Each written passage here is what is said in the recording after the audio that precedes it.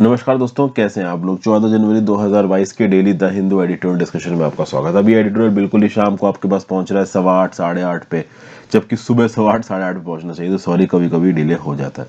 देखते हैं कौन कौन से आर्टिकल्स डिस्कस करेंगे। पहला आर्टिकल है liberal economics creates illiberal society. तो यहाँ पे ओवरऑल डेमोक्रेसी प्रॉपर तरीके से इम्प्लीमेंट नहीं कर रही है, हो रही है। सेक्युलरिज्म प्रॉपर तरीके से इम्प्लीमेंट नहीं हो रहा है, और उसके चलते आप देखोगे कि जो सोसाइटी बन रही है वो बहुत हद तक अनइक्वल सोसाइटी बन रही है। और ये जो अनइक्वल सोसाइटी है वो कभी भी लिबरल सोसाइटी नहीं हो सकती, वो इलिबरल सोसाइटी बनेगी, जहां पे एग्रेशन के लिए बहुत जगह होगी, जहां पे धार्मिक दंगों के लिए बहुत सारी जगह होगी, जहां पे डिक्टेटरशिप के लिए बहुत सारी जगह होगी। इससे पहले जो भी मसीहा और डिक्टेटर टाइप के लोग आए हैं वो इसी प्रकार का कंडीशंस का फायदा उठा के, जैसे हिटलर हिटलर जर्मनी के अंदर बहुत खराब कंडीशंस का फायदा उठा के तानाशाह बचा था, और फिर वो हिटलर जर्मनी को सेकंड वर्ल्ड वॉर की ओर ले गया था दुनिया को।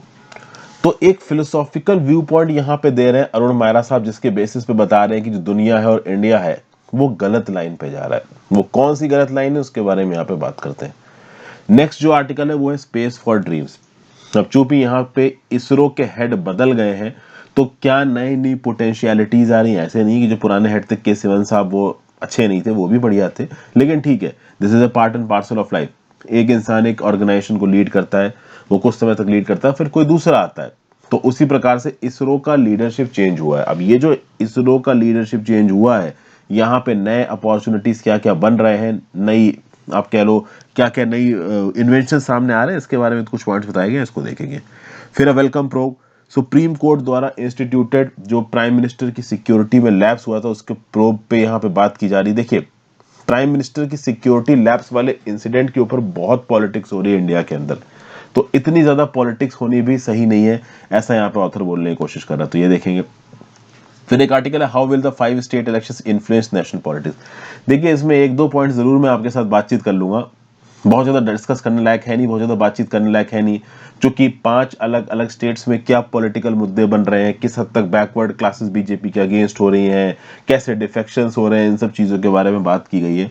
तो लिमिटेड ही तौर पे देखिए, डेली बेसिस पे जो हमारे घर में बड़े बूढ़े बैठ के इलेक्शनों की बातें किया करते हैं, उन सब डिस्कशंस में तो ये सब चीजें ठीक है। एग्जाम्स पर्सपेक्टिव से आपको ज्यादा कुछ यहाँ मिलेगा नहीं। और the art of profiling criminals, यहाँ पे हिमानी भंडारी जी अपना व्यू पॉइंट दे रही हैं। हुआ ये था कि हिमानी भंडारी जी ने पिछले कुछ दिन पहले ही एक क्रिमिनल के ऊपर एक आर्टिकल कवर किया था, और ये अक्सर कर क्रिमिनल्स के ऊपर आर्टिकल कवर करती रहती है। लेकिन कभी कभी जर्नलिस्टों को क्रिमिनल्स के ऊपर आर्टिकल कवर करने के लिए काफी क्रिटिसाइज किया जाता है। तो ये व्यू पॉइंट बता रही है जर्नलिस्ट का कि जब ये क्रिमिनल्स के ऊपर आर्टिकल क्लियर करती हैं, तब इनका overall back of the mind क्या चल रहा होता है, ये किस प्रकार से रिसर्च करते हैं, किस प्रकार से चीजों को छापते हैं, इन सब चीजों के बारे में व्यू पॉइंट दिया हुआ है, इसको देखेंगे। तो कुल मिला के ये 5 आर्टिकल थोड़े थोड़े करके हम डिस्कस करने वाले हैं। पहला article space for dreams, under new leadership ISRO will need to continue innovation. Video पे लाइक का बटन दोस्तों, अगर अब तक चैनल को शेयर और सब्सक्राइब नहीं किया कर दीजिए, इंस्टाग्राम पे फॉलो कर लीजिए, टेलीग्राम ग्रुप ज्वाइन कर लीजिए, दोनों चीजों का लिंक नीचे दिया हुआ है। And if possible for you please click the join button, that is specifically very helpful. तो देखिए, इस साल हार्वेस्ट फेस्टिवल आपको पता है मकर संक्रांति का त्योहार है आज। तो इसके मौके पे इंडियन स्पेस रिसर्च ऑर्गेनाइजेशन के हेड भी बदले हैं। एस सोमनाथ साहब अब इसरो को हेड करेंगे। इससे पहले वो Vikram Sarabhai space centre at Thiruvananthapuram को हेड कर रहे थे। तो वीएसएससी के वो हेड थे, वो अब इसरो में किसकी बजाय आएंगे, के सिवन की जगह आएंगे। के सिवन भी इसरो में आने से पहले विक्रम साराभाई स्पेस सेंटर को हेड कर रहे थे, और अब एस सोमनाथ आने से पहले विक्रम साराभाई स्पेस सेंटर को हेड कर रहे थे। मिस्टर सोमनाथ तीसरे कंजिक्यूटिव चेयरपर्सन है इसरो के, जिनके पास मास्टर्स डिग्री है इंजीनियरिंग में from the Indian Institute of Science. Indian Institute of Science premier scientific research organisation है हमारे देश का। बताइए, इंडियन इंस्टीट्यूट ऑफ साइंस कब बना था और भारत के कौन से शहर में यह स्थित है? ठीक है भाई। तो ये देखा जा रहा है कि पिछले 3-4 बार से जो ट्रेंड इंजीनियर्स हैं, प्रीमियर इंजीनियर्स हैं हमारी कंट्री के, वो इसरो के हेड पे यहाँ पे बैठ रहे हैं। तो बहुत अच्छी बात है, क्योंकि देखिए, ये जो इसरो का हेड हो गया, ये एक बहुत स्पेसिफिक पोस्ट है। यहाँ पे आप एक आईएएस को नहीं बैठा सकते, यहाँ पे आपको एक टेक्निकल बंदा ही बैठाना है, जिस टेक्निकल बंदे को पूरी समझ हो ओवरऑल इस प्रकार के टेक्निकल ऑर्गेनाइजेशन को चलाने की। और अगर आप बात करें तो मिस्टर सोमनाथ साहब अपनी स्पेसिफिक एक्सपर्टाइज को किस तरीके से डिप्लॉय करेंगे इसरो में, इसको देखना बाकी है। तो आगे आने वाले समय में रॉकेट इंजन बनाना, क्रायोजेनिक इंजन बनाना, ये सब कैसे इसरो में फ्यूचर डेवलपमेंट में पार्टिसिपेट करेगा, ये सब देखने वाली बात है। वैसे इसरो के पास खुद के कुछ एक्कोलेट्स हैं, जैसे फॉर एग्जांपल जो हमारा सक्सेसफुल मार्स ऑर्बिटल मिशन था, इसको भेजने का जो खर्चा आया था वो प्रति किलोमीटर 7 रुपए से भी कम था। चंद्रयान 2 में भी एंटिसिपेशन ज्यादा थे बट उतना सक्सेसफुल नहीं हो पाया। जो सबसे ज्यादा एंटिसिपेटेड प्रोग्राम है इसरो का, वो है the human space flight programme Gaganyaan, जिसमें हम एस्ट्रोनॉट्स को मून की सरफेस पे भेज रहे हैं। अब तक ह्यूमन फ्लाइट इसरो ने कंडक्ट नहीं की है, बाकी कंट्रीज जैसे कि चाइना हो गया, आपका यूएस हो गया, यूएसएसआर कर चुके हैं, इंडिया ने नहीं की है। फिर एक और मिशन है आदित्य L1। ठीक है, आदित्य L1 में एक स्पेस ऑब्जर्वेटरी को लैग्रेंजे पॉइंट 1 पे स्टडी करके, मतलब स्टैटिक करके सन की पढ़ाई होने की बात हो रही है। अब एक सवाल है यहाँ पे आपके लिए, मैंने पहले बहुत बार आपसे लैग्रेंजे पॉइंट 1 की बात हुई है। लैग्रेंजियन पॉइंट 1 L1 पॉइंट की क्या खासियत है, मुझे नीचे कमेंट बॉक्स में बताओ। क्यों यहाँ पे आदित्य L1 में एक मिशन को लैग्रेंजियन पॉइंट 1 पे प्लेस किया जा रहा है, यहाँ प्लेस करने से क्या होगा, what's the specific detail about Lagrangian point 1, please tell me in the comment box below. फिर यहाँ पे एस सोमनाथ साहब ऐसे समय पे इसरो के हेड बन रहे हैं जिस समय पे इसरो बहुत हद तक प्राइवेटाइजेशन को सपोर्ट कर रहा है। इसरो खुद प्राइवेटाइजेशन नहीं हो रहा है, ठीक है। वैसे देखा जाए तो इसरो प्राइवेट सेक्टर में ज्यादा इन्वॉल्व हो सके, इसके लिए एक कंपनी बनाई गई थी एंट्रिक्स नाम की, पहले अभी के लिए इन स्पेस बनाया गया। तो थोड़ा थोड़ा इसरो प्राइवेटाइजेशन की तरफ जा रहा है। ओके, सोशियो, पहले क्या था इसरो का काम कि भाई socio economic benefit space technology से सरकार के पास पहुंच सके और देश के लोगों तक पहुंच सके, ये इसरो का टारगेट था। अब इसरो को पता है कि अगर इस टारगेट को और इफेक्टिव तरीके से पूरा करना है तो प्राइवेट कंपनी अगर ग्राउंड लेवल पे इन्वॉल्व हो जाती है तो वो ह्यूमैनिटी के लिए और सोशल इश्यूज के लिए ज्यादा अच्छी तरीके से काम कर सकती हैं। तो इस कंटेक्स्ट में अगर हम देखें, अच्छा, इस प्राइवेटाइजेशन में 2019 में एक अनाउंसमेंट आया था कि न्यू स्पेस इंडिया लिमिटेड नाम की एक कंपनी खोली गई थी मार्च 2019 में, ठीक है ना। और इससे आप कह सकते हो कि इसरो का कॉमर्शियल आर्म और फर्म हो गया था। तो इस कंपनी का काम था सैटेलाइट्स को बिल्ड करना, सैटेलाइट को लॉन्च करना, प्राइवेट प्लेयर्स को लॉन्च सर्विसेज को प्रोवाइड करवाना, ठीक है। फिर अर्थ ऑब्जर्वेशन और कम्युनिकेशन थ्रू सैटेलाइट्स, ये जो हिस्सा होता है ये कॉमर्शियल प्लेयर्स के लिए बहुत ज्यादा जरूरी होता है। तो इस टेक्नोलॉजी को इसरो की प्राइवेट प्लेयर्स तक पहुंचाना ये भी NSIL का काम था। NSIL के जस्ट बाद अनाउंसमेंट आया था इन स्पेस के बनने का जून 2020 में, यानी Indian National Space Promotion and Authorisation Centre. ये इन स्पेस एक ऐसा ऑर्गेनाइजेशन था जिसके थ्रू जो नॉन गवर्नमेंटल प्राइवेट इंटरप्राइजेस थे वो बहुत हद तक अपने आप को स्पेस एक्टिविटीज में इन्वॉल्व हो सकते थे। यहाँ पे इसरो को डायरेक्टली इन्वॉल्व होने की जरूरत नहीं थी, बट बैक एंड से इन स्पेस और NSIL जैसी कंपनीज को इसरो ही यहाँ पे मदद करता है। तो इसरो और इसकी sister organisations overall technology transfer और स्पेस सेक्टर का बेनिफिट इन प्राइवेट ऑर्गेनाइजेशंस तक पहुंचाने की कोशिश करते हैं। प्राइवेट ऑर्गेनाइजेशंस इनको लोगों तक पहुंचाते हैं। ओवरऑल टेक्नोलॉजी ट्रांसफर यहाँ पे होता है, ठीक है ना। टेक्नोलॉजी इनहेंसमेंट भी होती है, जो कि ये प्राइवेट प्लेयर्स अपने आप में कोई नया इनोवेशन यहाँ पे लेके आते हैं। और लर्निंग पर्सपेक्टिव और साथ साथ स्पेस का कॉमर्शलाइजेशन करना, उसके थ्रू पैसा कमाना, उसके थ्रू जॉब्स क्रिएट करना, ये सब काम यहाँ पे हो रहे हैं। अकेले ये काम कभी भी इसरो नहीं कर पाता, तो इसरो की मदद करने के लिए NSIL, इन स्पेस, पहले एंट्रिक्स जैसी कंपनीज यहाँ पे मौजूद हैं। अब ओवरऑल किस हद तक ये कंपनी सही डायरेक्शन में काम कर रही हैं, कि आगे आने वाले समय में हम एलॉन मस्क जैसी कोई SpaceX नाम की कंपनी इंडिया में बना सकते हैं, ये तो भाई देखिए आने वाले समय में ही मालूम पड़ेगा।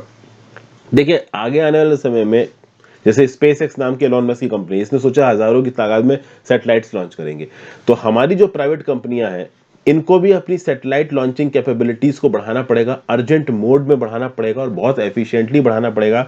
तब जाके इंटरनेशनल एरिना में हम प्राइवेट सेक्टर्स के लिए बहुत हद तक प्रॉफिटेबल हो पाएंगे। क्योंकि देखिए आगे आने वाले समय में वो प्राइवेट कंपनी जो सस्ते में कंट्रीज के लिए सैटेलाइट लॉन्च कर दे या प्राइवेट प्लेयर्स के लिए सैटेलाइट लॉन्च कर दे, उसकी मार्केट में डिमांड रहने वाली है। तो इस प्रकार की टेक्नोलॉजी कौन जल्दी इजाद कर पाता है, वही इस पूरी की पूरी चीज का फायदा उठा लेगा। अगला है welcome probe. Supreme Court should restrain political parties from using any lapse in PM security for poll propaganda. Basically देखिए यहाँ पे प्रधानमंत्री नरेंद्र मोदी जी का जो सिक्योरिटी लैब्स हुआ था उसको यहाँ पे पॉलिटिकल प्रोपोगेंडा की तरह इस्तेमाल किया जा रहा है, ऐसा ऑथर यहाँ पे बोल रहा है। ठीक है, इस महीने आप देख सकते हैं शुरुआत में नरेंद्र मोदी जी का जो काफिला था वो फिरोजपुर पंजाब जा रहा था और एक फ्लाईओवर पे 20 मिनट के लिए खड़ा रहा, तो no doubt it was a security lapse, इसमें कोई डाउट नहीं है। अब ओवरऑल इसकी इंक्वायरी के लिए केंद्र की सरकार ने अपनी खुद की कमेटी बनाई थी, पंजाब की राज्य सरकार ने अपनी खुद की कमेटी बनाई थी, लेकिन सुप्रीम कोर्ट ने बोला कि अब हमने कमेटी बना दी जिसको हेड करेंगी जस्टिस इंदु मल्होत्रा, और इस पर्टिकुलर कमेटी में डीजीपी होंगे, डायरेक्टर जनरल ऑफ पुलिस होंगे चंडीगढ़ के, सीनियर ऑफिसर होंगे नेशनल इन्वेस्टिगेशन एजेंसी की, एडिशनल डीजीपी सिक्योरिटी होंगे पंजाब के, और registrar general of Punjab and Haryana होंगे। जो भी प्रधानमंत्री मोदी जी के मूवमेंट्स के रिकॉर्ड थे वो ऑलरेडी यहाँ पे इस कमेटी के पास पहुंच चुके हैं। प्रधानमंत्री जी का जो टूर प्रोग्राम था उस दिन का वो कमेटी के पास पहुंच चुका है और इंक्वायरी यहां पे हो रही है। तो वन साइडेड इंक्वायरी अभी के लिए बंद हो गई। केंद्र की सरकार जो अपनी इंक्वायरी कर रही थी, राज्य की सरकार जो अपनी इंक्वायरी कर रही थी, वो दोनों यहां पे बंद हो गई हैं। तो अभी के लिए ओवरऑल ऑथर यहां पे बोल रहा था कि जो पॉलिटिक्स शुरू हो गई थी इस पर्टिकुलर सिक्योरिटी लैब्स को लेके, वो पॉलिटिक्स अभी के लिए बंद हो जाएगी। देखिए यूनियन गवर्नमेंट ने, मैंने आपको पहले भी बताया था, एक शो कॉज नोटिस इशू किया था चीफ सेक्रेटरी ऑफ पंजाब को और डीजीपी ऑफ पंजाब को, और उनसे 24 घंटे के अंदर रिस्पॉन्स मांगा था। चूंकि देखिए जब भी हमारे प्रधानमंत्री साहब किसी राज्य में जाते हैं तो उस राज्य की पुलिस की रिस्पॉन्सिबिलिटी बनती है प्रधानमंत्री जी की सिक्योरिटी को। देखिए वैसे तो security special protection group provide करता है प्रधानमंत्री को, मोदी को, लेकिन स्पेशल प्रोटेक्शन ग्रुप को बैक एंड में इंफ्रास्ट्रक्चर सपोर्ट प्रोवाइड करना राज्य की पुलिस का काम है।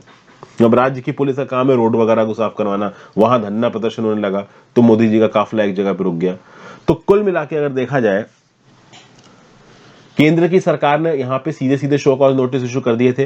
राज्य की सरकार पंजाब की बोल रही थी कि भाई हमारी तरफ से कोई गलती नहीं हुई है, और कुछ स्टेट्स के सीएम तो हद ही क्रॉस कर गए, ऐसा यहां पे ऑथर बोल रहा है। जैसे फॉर एग्जांपल अगर आप आसाम के चीफ मिनिस्टर की बात करें, हिमंत बिस्व शर्मा साहब, तो उन्होंने साफ साफ बोल दिया कि जो पंजाब के चीफ मिनिस्टर है चरणजीत सिंह चानी साहब, इनका सब कुछ गिरा हुआ है और ये प्रधानमंत्री मोदी जी को मरवाना चाहते हैं। हरियाणा के चीफ मिनिस्टर ने भी कुछ ऐसे स्टेटमेंट दे दिया था। अब इस प्रकार के स्टेटमेंट ऑथर यहाँ पे बोल रहा है बहुत ज्यादा एक्सट्रीम होते हैं, ये बहुत एक्सट्रीम इल्जाम है, इस प्रकार के इल्जाम नहीं लगाए जाने चाहिए। ठीक है, जब तक प्रॉपर इन्वेस्टिगेशन पूरी नहीं हो जाती इस पूरे के पूरे सिक्योरिटी इंसिडेंट की, तब तक कुछ भी कहना मुश्किल है। इस प्रकार के इल्जाम लगाना हाइटेंड पॉलिटिकल टेम्परेचर में इलेक्टोरल डिविडेंड्स को खींचने के लिए ये सही नहीं है, ऐसा यहाँ पे ऑथर बोलने की कोशिश कर रहा है। तो कुल मिलाकर जो पॉलिटिकल प्लेयर्स हैं, चाहे वो राज्य की सरकार की तरफ के हों, चाहे वो केंद्र की सरकार की तरफ के हों, वो दोनों ही इस मुद्दे को इस हद तक इस्तेमाल करना चाहते हैं ताकि इसको पॉलिटिक्स के साथ जोड़ के पॉलिटिकल डिविडेंड पाया जा सके। ठीक है, एक इलेक्टोरल प्रोपोगेंडा में इस इवेंट को बदल दिया गया है, जो कि बिल्कुल भी सही नहीं है, और इसलिए सुप्रीम कोर्ट लेड इंक्वायरी ही यहां पे ठीक रहेगी। अगले आर्टिकल पे चलते हैं। पहले ये बात कर लेते हैं, छोटा सा आर्टिकल है, the art of profiling criminals. Hemani Bhandari साहब ने इस आर्टिकल को लिखा है। देखिए जो भी सोशल मीडिया पे है उसको तीन चीजें झेलनी पड़ सकती हैं, उसको ट्रोल किया जा सकता है, उसको टैग किया जा सकता है, उसको टारगेट किया जा सकता है। और जो जर्नलिस्ट सोशल मीडिया पे ऑपरेट करते हैं उनको तो डेफिनेटली ये किया जा सकता है। और कभी कभी जब इस प्रकार की ट्रोलिंग हो जाती है, टारगेटिंग हो जाती है, टैगिंग हो जाती है, तब एक्चुअली में कभी कभी सोशल मीडिया एक्टिविस्ट को प्रॉब्लम हो जाती है, मतलब खासकर जर्नलिस्ट को बहुत ज्यादा प्रॉब्लम हो जाती है। वेडनेसडे को ऐसी ही प्रॉब्लम यहाँ पे किसको हो गई, हिमानी भंडारी जी को हो गई। हिमानी भंडारी जी ने नीरज बिश्नोई के ऊपर एक स्टोरी पब्लिश की। एक क्रिमिनल है the bully by app accused, और न्यूज़पेपर में उनकी स्टोरी छपी। अब इस स्टोरी को लेके यहाँ पे हिमानी भंडारी को काफी क्रिटिसाइज किया गया। ठीक है, सबसे खास बात यहाँ पे यह है कि हिमानी भंडारी ने जब ये स्टोरी छापी तो इन्होंने हर चीज इस नीरज बिश्नोई के अगेंस्ट नहीं लिखी, कुछ चीजें उसके फेवर में भी लिखी। अब नीरज बिश्नोई नो डाउट एक क्रिमिनल है, लेकिन यहाँ पे हिमानी भंडारी यही बोल रही हैं कि जर्नलिस्ट जब कोई चीज छापते हैं, वो किसी भी चीज के बारे में छापे, वो क्राइम के बारे में छापे या क्रिमिनल के बारे में छापे, तो उनको बैकग्राउंड में हुई चीज बताना लोगों को बहुत जरूरी है। तो अगर नीरज बिश्नोई के ऊपर स्टोरी छापी थी तो नीरज बिश्नोई का सोशियोलॉजिकल बैकग्राउंड बताया, उसका फैमिली बैकग्राउंड बताया, ये बताया कि कैसे जो उसके पॉलिटिकल इंक्लेशन है, हो सकता है उसके घर वालों को पॉलिटिकल इंक्लेशन साथ मैच ना कर रहा हूं। एक एक्चुअली में क्रिमिनल की प्रोफाइलिंग में वो आदमी क्रिमिनल बना क्यों, ये चीज रिपोर्ट करना बहुत जरूरी होता है क्राइम रिपोर्टिंग में। और हिमानी भंडारी बोल रही हैं कि इससे पहले उन्होंने दिल्ली की बहुत फेमस क्रिमिनल्स को कवर किया है, जैसे सोनू दरियापुर, जितेंद्र गोगी, नीरजा बवाना, सुशील कुमार।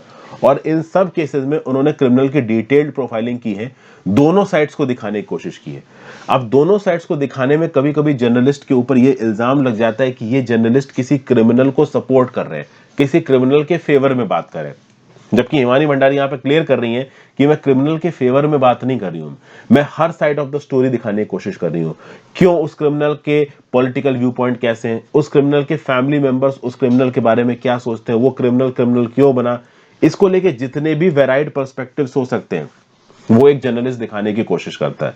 और इसको दिखाने में कभी कभी वो जर्नलिस्ट क्या होता है कि बहुत हद तक प्रो क्रिमिनल लगने लगता है, ऐसा लगने लगता है कि वो क्रिमिनल को सपोर्ट कर रहा है, बट एक्चुअली में ऐसा होता नहीं है। तो क्राइम स्टोरीज को कवर करते वक्त हिमानी भंडारी का ये बोलना है, रिपोर्टर अपने हिसाब से भी कोई नैरेटिव को पिक एंड चूज नहीं कर सकते। अगर उन्होंने किसी इंडिविजुअल को उठाया है तो इस इंडिविजुअल से रिलेटेड सारी जॉबें, हर एस्पेक्ट को उनको कवर करना पड़ेगा, ठीक है ना। तो ये चीज यहां पे ओवरऑल हिमानी भंडारी बोल रही हैं, और इसका मतलब ये नहीं है कि वो उस पर्टिकुलर पर्सन की क्रिमिनल डूइंग्स को ह्यूमनाइज करने की कोशिश कर रही हैं, वो अपने रीडर्स को सारे फैसेट दिखाने की कोशिश कर रही हैं। उसके बाद रीडर्स की रिस्पॉन्सिबिलिटी है कि वो अलग अलग फैसेट्स को किस प्रकार से लेते हैं, ठीक है। तो ये सब बातें ओवरऑल बताई जा रही हैं। तो ज्यादा कुछ देखिए इसमें है नहीं, ओवरऑल एक क्रिमिनल की प्रोफाइलिंग हुई, जर्नलिस्ट ने एक क्रिमिनल इंसान की प्रोफाइलिंग की, उस प्रोफाइलिंग के लिए उस जर्नलिस्ट के पीछे पड़ गए लोग। तो अब जब पीछे पड़ गए हैं लोग तो ओवरऑल वो अपने आप को जस्टिफाई कर रही हैं कि देखिए जब हम किसी क्रिमिनल की स्टोरी को कवर करते हैं तो सारे लूज एंड्स और ओवरऑल पूरे बैकग्राउंड को कवर करने की कोशिश करते हैं, इसका मतलब ये नहीं है कि हम उसको सपोर्ट कर रहे हैं, बस यही बता रही हैं यहाँ पे हिमानी भंडारी। अगला आर्टिकल चलते हैं, liberal economies creates illiberal societies. यहाँ पे क्या बताया जा रहा है, तो देखिए पूरी दुनिया में नेशनलिज्म और ऑथोरिटेरियनिज्म ये दोनों ही डेमोक्रेसी के दुश्मन बन के सामने आ रहे हैं। अगर डेमोक्रेटिक कंट्रीज की बात की जाए, यूनाइटेड स्टेट्स की, इंडिया की, यूनाइटेड किंगडम की और यूरोपियन यूनियन की, तो कहीं ना कहीं यहां पे डेमोक्रेसी तो है, लेकिन इस डेमोक्रेसी में भी ऑथोरिटेरियनिज्म निकल के आ रहा है, ऐसा यहां पे ऑथर बोल रहा है, ठीक है। अब क्यों बोल रहा है तो आपको पता है, यूएस में जो बाइडेन से पहले जो डोनाल्ड ट्रंप थे वो बहुत ज्यादा अल्ट्रा कंजर्वेटिव थे, अल्ट्रा नेशनलिस्टिक थे। बोरिस जॉनसन यूके भी कुछ ऐसे ऐसे हैं। इंडिया में मोदी जी को बहुत हद तक क्रिटिसाइज किया जाता है कि चीजों को बहुत टोटलिटेरियन तरीके से चला रहे हैं। तो इस बात को लेकर ओवरऑल यहाँ पे एक व्यू पॉइंट दे रखा गया। अब हम बहुत ज्यादा यहाँ पे लीडर्स की बुराई करने में इंटरेस्टेड नहीं है, हमारा टारगेट है कि यहाँ पे ऑथर का बेसिक सेंस क्या है, ऑथर कहना क्या चाह रहा है।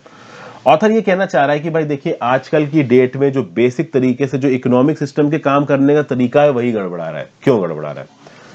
इकोनॉमिक ग्रोथ बहुत ज्यादा तेजी से हो नहीं रही है, और जो 1-2% इकोनॉमिक ग्रोथ हो रही है वो टॉप के अमीर लोग अपनी तरफ खींच रहे हैं। मतलब टॉप 1% जो रिचेस्ट है कंट्री के, वो सारी की सारी इकोनॉमिक ग्रोथ को अपनी तरफ खींच लेते हैं। कुछ हद तक ऑथर की बात यहाँ पे सही है। हमने पैंडेमिक के समय पे देखा, जो टॉप 1% है किसी एक कंट्री के दुनिया के, उन्होंने इतनी दौलत अपने पास खींच ली, और जो बॉटम 50% या 20% उनके पास हार्डली ही बहुत कम चीजें पहुंच रही हैं। हर ग्लोबल क्राइसिस, चाहे वो फाइनेंशियल क्राइसिस 2007-8 की हो, चाहे वो कोविड क्राइसिस हो, जो अमीर है वो अमीर होता ही चला जा रहा है, और जो गरीब है उसको बहुत कम पैसा मिलता है या ना के बराबर पैसा मिलता है। इसका क्या मतलब है? इसका मतलब यह है कि इकोनॉमी की सेटिंग कुछ इस प्रकार से बन गई है कि रिच बहुत ज्यादा रिच होता जा रहा है, गरीब बहुत ज्यादा गरीब होता जा रहा है। तो इसके चलते इनइक्वालिटी सोसाइटी में बढ़ रही है, और एक लिमिट से ज्यादा इनइक्वालिटी का सोसाइटी में बढ़ना सही नहीं है। इंडिया की बात की जाए तो इंडिया को भी बोला जा रहा है it is becoming one of the world's most unequal countries. ये बात बिल्कुल सही है। अमीर जो है इंडिया में वो बिल्कुल ही अमीर हुआ चला जा रहा है, जो गरीब है वो बिल्कुल ही गरीब हुआ चला रहा है।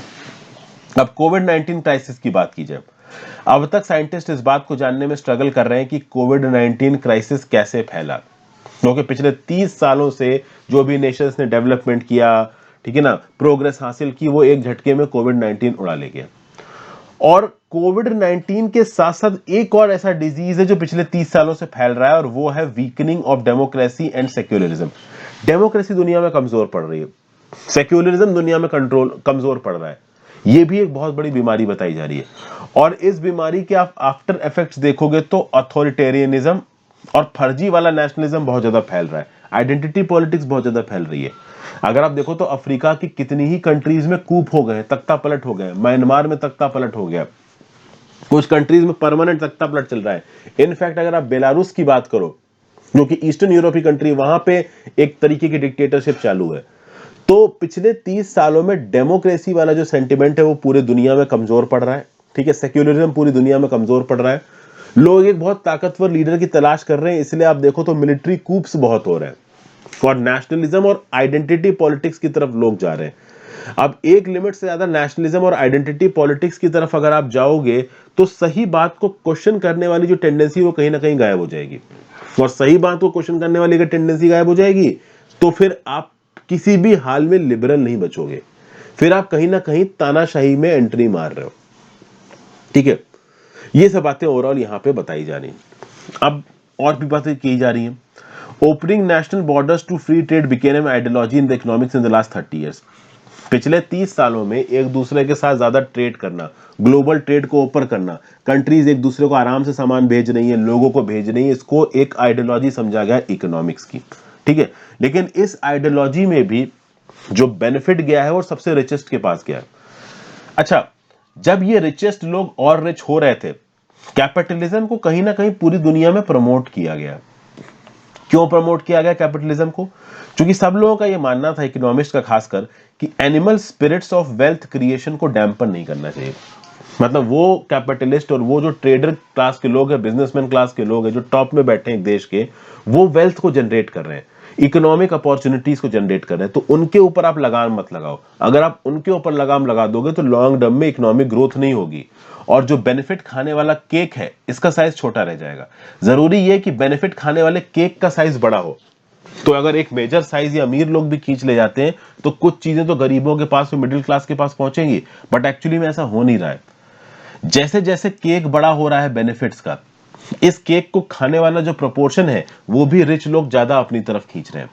1970s तक क्या होता था कि यूएस और यूरोप की बहुत सारी कंट्रीज में कॉर्पोरेट्स के ऊपर बहुत ज्यादा टैक्सेस लगाए जाते थे। अब दुनिया भर में एक ट्रेंड सा बन गया है कि कॉर्पोरेट्स के ऊपर टैक्स कम किए जा रहे हैं। इनफैक्ट अगर आप इंडिया में ही देखो तो कॉर्पोरेट टैक्स 25% पे आ गया था, पहले 30% पे था। तो अब रिच के ऊपर कम टैक्स लगाना, गरीबों के ऊपर ज्यादा टैक्स लगाना, रिच को और बिजनेसेस को बहुत ज्यादा इकोनॉमिक इंसेंटिव्स देना, प्राइवेटाइजेशन की तरफ जोर जा रहा है। आप देखो दुनिया भर में जो पब्लिक लिमिटेड कंपनी, बेसिकली जो सरकारी कंपनीज थी, उनको प्राइवेटाइज किया जा रहा है, और ये प्राइवेटाइजेशन की ड्राइव हमने इंडिया के अंदर भी देखी है। तो इकोनॉमिक्स में प्राइवेटाइजेशन को क्या समझा जा रहा है कि अगर कोई सरकारी कंपनी है, वो सरकारी कंपनी को अगर आप प्राइवेट बना देते हो तो वो एफिशिएंट तरीके से काम करेगी। लेकिन इसमें एक प्रॉब्लम है, पहले वो सरकारी कंपनी थी, वो सरकार के हाथ में थी। अब सरकार ने उस कंपनी को प्राइवेट सेक्टर को बेच दिया, तो अब प्राइवेट सेक्टर के हाथ में आ गई। प्राइवेट सेक्टर उस कंपनी को प्रॉफिट मोटिव से चलाएगी, और प्रॉफिट मोटिव से जब कोई चीज चलाई जाती है तो बेनिफिट पूरी सोसाइटी के पास पहुंचे ऐसा जरूरी नहीं है। दूसरा, सरकार ये बोलती है कि भाई डिलीवरी ऑफ सर्विसेज तो प्राइवेट सेक्टर का काम है, सरकार क्यों हर जगह इन्वॉल्व होगी। लेकिन अगर हर सेक्टर में प्राइवेट सेक्टर कंपनीज ही घुस जाएंगी तो वो चीजों को मोनोपोलाइज करने लगेंगी, मोनोपोलाइजिंग टेंडेंसी आ जाएगी, जो सर्विसेज हैं वो एक्सपेंसिव हो जाएंगी, बेनिफिट्स सोसाइटी के हर तबके तक नहीं पहुंचेंगे। इन सब चीजों पे भी ध्यान देने की जरूरत है सरकारों को, लेकिन कम ध्यान जा रहा है। आप देखो इंडिया में हेल्थ सर्विसेज प्राइवेटाइज्ड है, एजुकेशनल सर्विसेज प्राइवेटाइज्ड है। किस हद तक सरकार इन फील्ड्स में पैसा खत्म करती है, और केवल इंडिया में नहीं, दुनिया में बहुत सारी कंट्रीज में ऐसा होता है। और अगर ऐसा होता रहा तो आगे आने वाले समय में जो अमीरों के बच्चे हैं उनको अच्छी एजुकेशन मिलेगी, उनको अच्छी हेल्थ फैसिलिटीज मिलेंगी, और अपॉर्चुनिटीज भी उनके पास ही अच्छी रहेंगी। जो नीचे के तबके के लोग हैं वो और नीचे होते ही चले जाएंगे। और अगर ऐसा चलता रहा तो आगे आने वाले समय में लोगों का जो भरोसा है अपनी गवर्नमेंट में, वो भरोसा चला जाएगा। फिर लोग किसी एक मसीहा जैसे लीडर का इंतजार करेंगे कि कोई मसीहा आएगा और हमको इस प्रकार की प्रॉब्लमों से निकाल के लेके जाएगा, और कहीं वो मसीहा हिटलर जैसा निकला तो भैया थर्ड वर्ल्ड वॉर भी छिड़ सकता है। तो इस कंटेक्स्ट में ओवरऑल क्या बातें बताई जा रही हैं कि हमें प्रॉपर सेंस में डेमोक्रेसी को इंप्लीमेंट कराना है, हमें प्रॉपर सेंस में वेल्थ इनइक्वालिटी को एड्रेस करना है, प्रॉपर तरीके से कैपिटलिज्म और सोशलिज्म और आपका कम्युनिज्म को बैलेंस करना है, ताकि जो अलग अलग कंट्री, चूंकि यहाँ पे लिबरल्स, कम्युनलिज्म और आपका डेमोक्रेटिक प्रिंसिपल्स, कैपिटलिस्टिक प्रिंसिपल, सबकी बात की गई, सबकी कमियां बताई गई। मैं आपको हर चीज के अंदर घुसेड़ के लेके नहीं जा रहा हूं। यहां पे आपको सिंपल आइडिया ये समझना है कि अभी ये जो इनइक्वालिटी वाला एलिमेंट है सोसाइटी के अंदर, इसको हमें बैलेंस करना है। इसको बैलेंस करने के लिए थोड़े बहुत कैरेक्टर्स डेमोक्रेसी के, थोड़े बहुत सोशलिस्ट के, थोड़े बहुत कम्युनिस्टिक के। जैसे फॉर एग्जांपल अब कम्युनिज्म में क्या प्रॉब्लम है? कम्युनिज्म के अंदर सब कुछ ओन करती है एक देश की सरकार, वही लोगों के लिए काम करेगी। कम्युनिज्म के अंदर आपके पास किसी भी प्रकार की प्राइवेट ओनरशिप नहीं है, और कैपिटलिज्म में अंदर आपके पास प्राइवेट ओनरशिप है।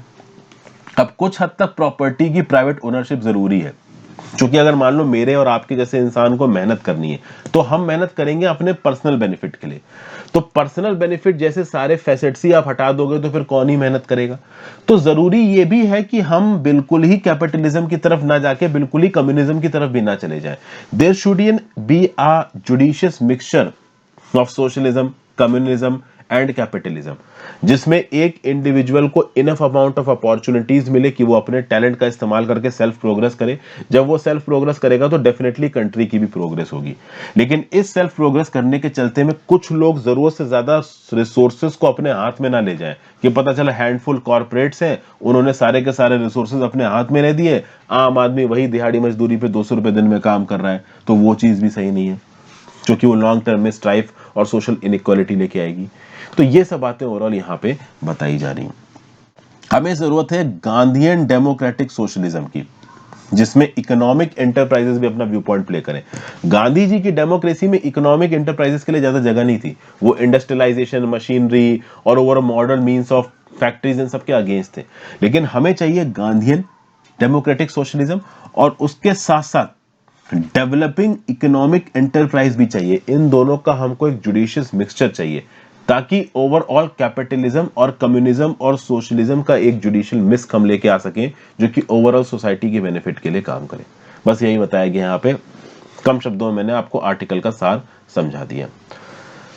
अगला आर्टिकल देखिए, इसमें ज्यादा कुछ बताने वाला है नहीं कि भैया 5 स्टेट्स के इलेक्शन नेशनल पॉलिटिक्स को कैसे अफेक्ट करेंगे। जैसे फॉर एग्जाम्पल यहाँ पे एक सवाल पूछा गया मनीष तिवारी साहब से कि भाई ये जितने भी स्टेट्स हैं, इन स्टेट्स में जो इनकम्बेंट सरकारें हैं वो डिफेंसिव पे हैं, और जो आने वाली सरकारें हैं वो ऑफेंसिव पे हैं, ऐसा क्यों? जैसे for example 4 states, Uttar Pradesh, Uttarakhand, Manipur और गोवा, इन 4 स्टेट्स में बीजेपी की सरकार है, तो ये बीजेपी की सरकार डिफेंसिव पे है। और जो पंजाब में कांग्रेस की सरकार है ये डिफेंसिव पे। तो ये डिफेंसिव पे क्यों है? तो मनीष तिवारी जी का बोलना है कि भाई एंटी इनकम्बेंसी फैक्टर तो हमेशा रहता है। जैसे उत्तर प्रदेश में योगी आदित्यनाथ की 5 साल की सरकार हो चुकी है। अब इस 5 साल के दौरान योगी आदित्यनाथ जी ने और बीजेपी की सरकार ने हो सकता है ऐसी कुछ चीजें कर दी हो जो कि यूपी में लोगों को पसंद ना आई हो। कांग्रेस में पंजाब ने ऐसा कुछ कर दिया हो, जैसे कि पंजाब में एकदम से अमरिंदर सिंह को हटा के चरणजीत सिंह चानी को कुर्सी पर बैठा दिया गया। अब ऑब्वियस सी बात है, पंजाब में ऐसे बहुत से लोग हैं जिनको ये स्टेप अच्छा नहीं लगा होगा। तो जो भी सरकार इनकम्बेंट होती है वो कुछ ना कुछ ऐसे डिसीजन जरूर ले लेती है जो कि उस समय पे लोगों को पसंद नहीं आते, और फिर उस सरकार को उस डिसीजन को जस्टिफाई करना है।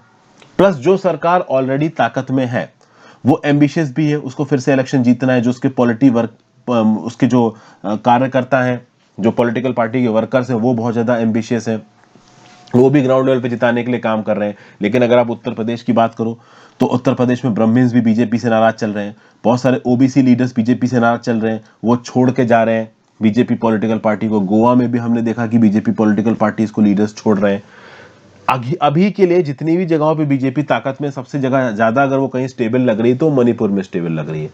तो इन एनी केस, ठीक है, कोई भी पॉलिटिकल पार्टी और कोई भी स्टेट हो, एंटी इनकम्बेंसी वाला जो एग्रीमेंट होता है वो हमेशा डोमिनेंट होता है। जो पॉलिटिकल पार्टी राज में है उसके राज से पहले कुछ ना कुछ परेशानियां जरूर हुई होंगी जो भी वहां पे लोग हैं, और ऑब्वियस सी बात है उन परेशानियों को एड्रेस करने के लिए वो लोग अल्टरनेटिव्स ढूंढेंगे। जो पॉलिटिकल पार्टी इनकम्बेंट है वो अपना राज स्थापित करने की कोशिश करेगी, और इसके चलते टेंशन आएंगे ही आएंगे।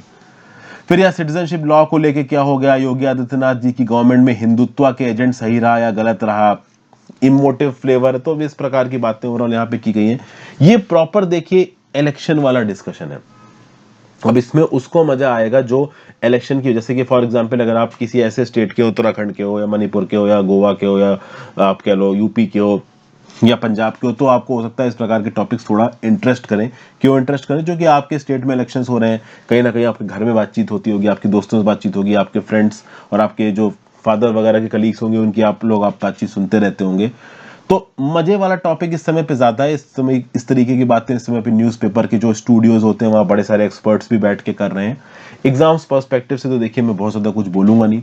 अब एग्जाम पर्सपेक्टिव में आपसे कहूंगा भी नहीं कि कभी हिंदुत्व जैसी चीजें कैसे मैटर करती हैं इलेक्शंस में, ये लिखिए, ठीक है ना। ये सिख रिलीजियस सेंटिमेंट कैसे काम कर रहे हैं इलेक्शंस में, इनके बारे में आप कुछ लिखिए, ऐसा मैं हमेशा आपसे बोलूंगा कि मत लिखिए। फार्म लॉस के बारे में भी अपने व्यू देने से थोड़ा बचिए, क्योंकि आपको पता नहीं है कि जो आपकी कॉपी चेक कर रहा है वो क्या सोचता है उन लॉस के बारे में। तो कंट्रोवर्शियल टॉपिक से थोड़ा अपने आप को साइड करके चलें, एक न्यूट्रल अप्रोच लेके चलें जब भी इस प्रकार की सेंसिटिव बातें आपके सामने आती हैं। So thank you for watching. ज्यादा से ज्यादा लोगों के साथ वीडियो शेयर करिएगा दोस्तों। इंस्टाग्राम पे फॉलो कर लीजिए, टेलीग्राम ग्रुप ज्वाइन कर लीजिए, दोनों ही चीजों का लिंक नीचे डिस्क्रिप्शन बॉक्स में दिया हुआ है। और if possible please click the join button. आपके ज्वाइन बटन दबाने से काफी मदद मिलती है, तो अगर आप ज्वाइन बटन दबाएंगे that is specifically very helpful. Have a great day friends, good bye.